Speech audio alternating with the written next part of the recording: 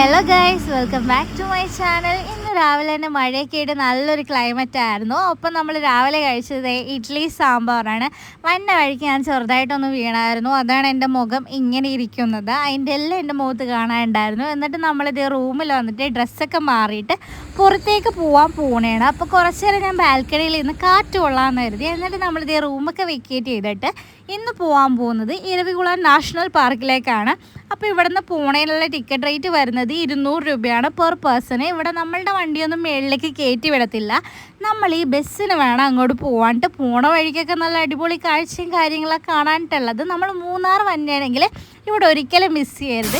ഈ വാട്ടർഫോൾ കുറേ നേരമായിട്ട് നമ്മൾ കാണുകയാണ്. അപ്പോൾ അടുത്തേക്ക് ചെന്ന് കഴിഞ്ഞപ്പോൾ നല്ല രസമുണ്ടായിരുന്നു.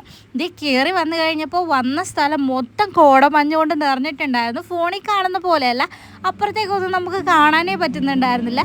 ഈ ഒരു വ്യൂ പോയിന്റിൽ വന്നിരുന്നിട്ട് നല്ല രസമായിരുന്നിട്ട് കാറ്റൊക്കെ കൊണ്ടിരിക്കാണ്ട് ചെറിയ ചാറ്റൽ മഴയും മൂടൽമഞ്ഞൊക്കെ ആയിട്ട് നല്ലൊരു ക്ലൈമറ്റ് ആയിരുന്നു. ഈ മഴ ടൈമിലൊക്കെ പോകാൻ പറ്റിയ സ്ഥലമാണ് ഈ മൂന്നാർ. ഞാൻ ആദ്യമായിട്ടാണ് ഇങ്ങനൊരു സംഭവം എക്സ്പീരിയൻസ് ചെയ്യുന്നത്. ഈ ഒരാളെ കാണാൻ വേണ്ടിയിട്ടാണ് നമ്മൾ മുകളിലേക്ക് ഇത്രയും കയറ്റം കയറി വന്നത്. ഫോട്ടോയ്ക്കൊക്കെ പോസ്റ്റ് ചെയ്യാൻ നിർത്തിയ പോലെയാണ് ആളുടെ ഇരിപ്പും പാടും കണ്ടിട്ടുണ്ടെങ്കിൽ.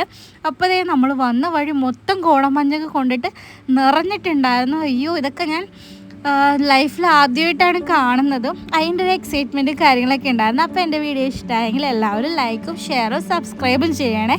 അപ്പോൾ ഇത്ര ഉള്ളടാ. Okay, by.